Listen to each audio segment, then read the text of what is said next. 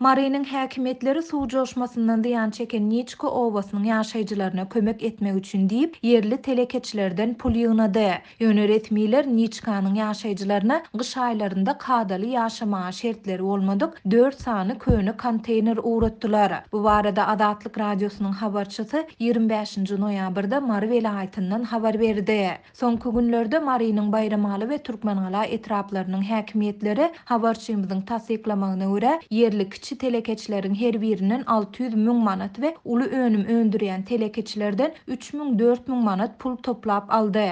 Etrap resmileri bu pulun sadaka hökmünde ýygnalýandygyny we oňa Niçko owasynyň ýaşaýjylaryna ýaşamak üçin wagon konteyner satyn alynıp uğradyljakdygyny aýtdylar diýip Bayramaly telekeçileriň biri anonimlik şertinde habarçymyza beren maglumatynda aýtdy. Ýatlasak 14-nji iýunda Adatlyň Mary welaýatyna habarçysy Garawum kanalynyň joşandygyny we Türkmenhala etrafynda yerleşýän Zähmet Daýhan birleşigine degişli Niçko owasynda 60-a golay hojalygyň ýaşaýyş jaýyny suw basyp bir topar zaýaçylyga sebäp bolandygyny habar beripdi. Şondan soň Adatlyň habarçylary aradan ençeme aýyň geçip sowuk güz günleriniň yetip gelendigine garamazdan türkmen häkimetleri tarapyndan Niçko owasynyň ýaşaýjylaryna hiç hili kömek edilmeýändigini ençeme gedek habar berdiler. Habarçy telekeçilerden pul ýygnalandan soň Niçko owasyna 4 sany köne konteyneriň eltilendigine, ýöne olaryň hemişelik ýaşamak üçin däldi, guruluşyk firmalarynyň işgärleri üçin niýetlenen konteynerlerdigini aýtdy.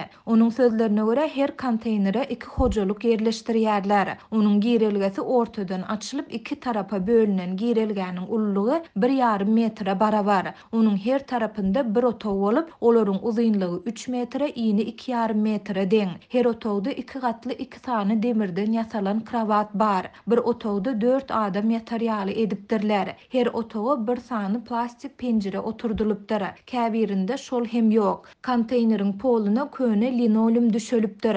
Ondan hazyldap şemal geçýär.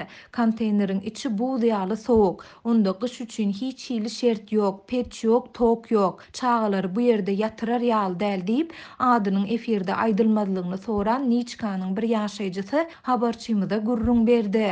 Onuň sözlerine görä konteynerleri alyp baran resmiler bulardan ýene 7 sanasynyň getiriljekdigini aýdyp, ondaky kemçilikleri ýaşaýjylaryň özleriniň awatlamalydygyny hem belläpdirler. Biz ilk wada beğendik, emma konteynerleri getirip düşürenlerinde olary görüp gaty gynandyk. Bize muny berenlerinden bermänleri gowy. Sebäbi indi hökümet bize ýaşamaga şertiň döredilendigini aýdar. Ýöne hakykatda onda ýaşar ýaly däl. Konteynerlere hiç kim girip yerleşmedi. Biz gyş geçýänçä goňşularymyzda ýaşamagy dowam etdirers diýip jaý suw joşmasynda weýran bolan ýaşaýjy belledi. Adatlyk radiosu ýokarda aýdylanlar barada Mary welaýat, Bayramaly we Türkmenhala etrap häkimlikleri bilen habarlaşyp goşmaça maglumat alyp bilmedi. Soňky ýyllarda Türkmenistanyň ençeme sebitine sil suwlary geldi. Munyň netijesinde müňlerçe ýaşaýyş jaýyny we durmuş maksatly desgalara zeper etip müňlerçe adam maddi ziýan çekdi.